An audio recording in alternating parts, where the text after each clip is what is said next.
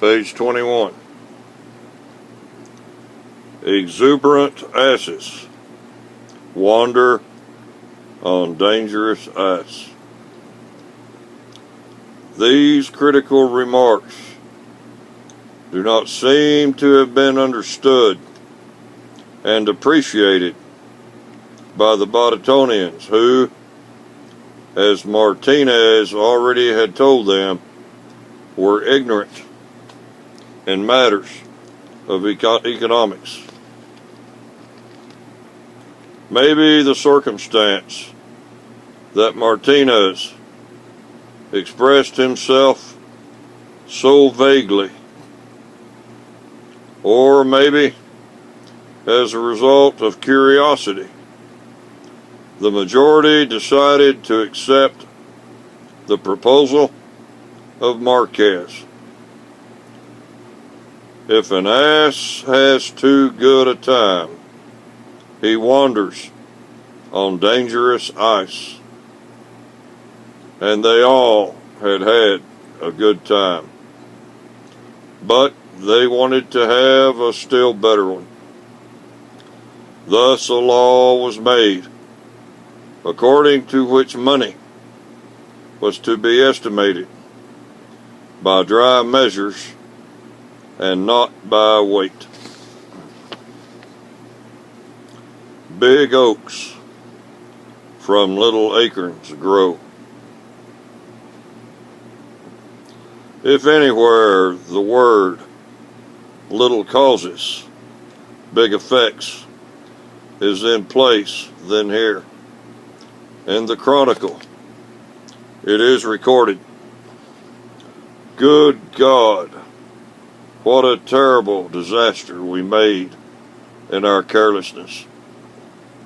No earthquake, no flood, no war, no pestilence could have punished us more severely than that apparently harmless innovation proposed by our theoretician Carlos Marquez. He disintegrated our social conditions. Nothing but ruin remained. The people became demoralized, developed the habit of lying, became impoverished and vicious. Nothing remained from Christianity but the name. Everything happened as Santiago had foretold in an article in the Baratonian Review. You will see, it was said at the end of this article, what will become of a democracy if the majority, as is the case with us, is guided by false slogans in affairs of state. Democracy can only create a prosperous commonwealth when all the people take the trouble to study thoroughly the affairs of state. And to this obligation, the Baratonians did not want to submit themselves. They preferred the public bar rooms and alcoholic stupor to any thorough analysis of state problems. But let us hope they will learn in time, before it is too late, what it means to make of money a store of value.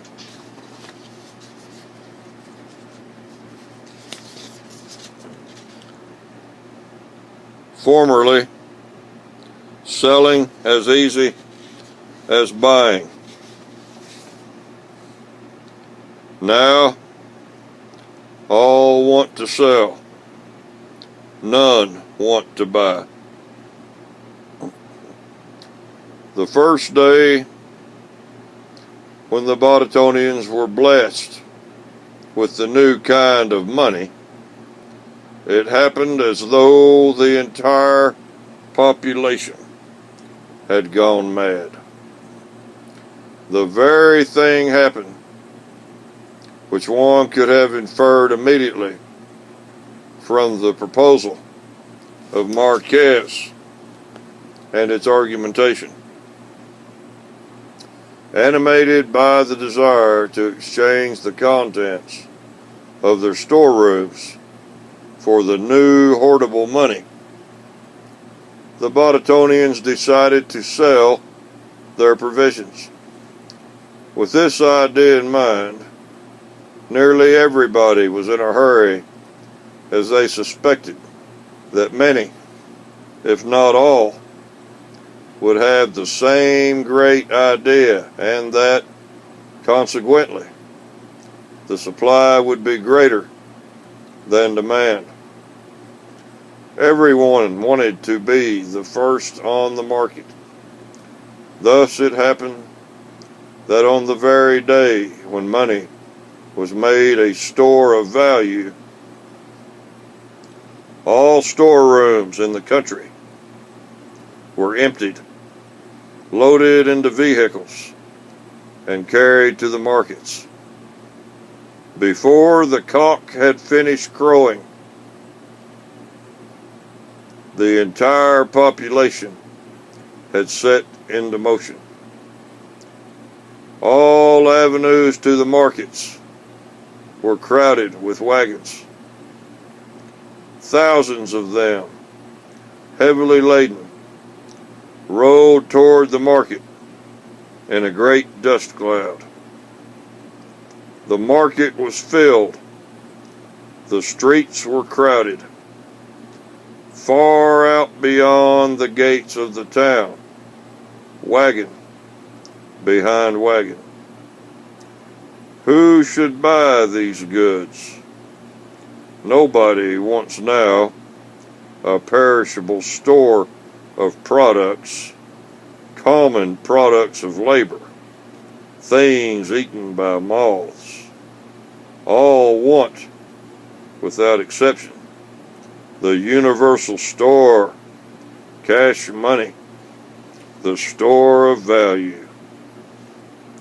The useless fruit of the Pinus moneta, which nobody hitherto had wanted to save, became the object of all desires. For the sake of these nuts, which as dry measure would no longer depreciate, there was all this crowding. The entire wealth of the people seemed now to be concentrated in these miserable little nuts. What madness! But on that first day, not a sale was made. They all wanted to sell, but none wanted to buy. Like silly geese, the good islanders glanced at each other. All wanted money, the store of value, the seeds of the Pinus moneta. So finally, the good Baratonians reloaded their wagons with their all and drove sadly home. Produce less and destroy to prosper. The chronicler records that the spectacle was repeated for 8 long days before the Baratonians realized that what they wanted was impossible. Therefore, there appeared in the journal of Villa Panza an article by Carlos Marquez, wherein he exhorted his fellow citizens to be patient. The events had shown that Barataria suffered from a colossal overproduction. Until this superfluity of wares had disappeared, the new monetary store of value could not render the services which they expected from it. They must produce less, curtail the working hours, maybe destroy goods, then equilibrium would soon be established.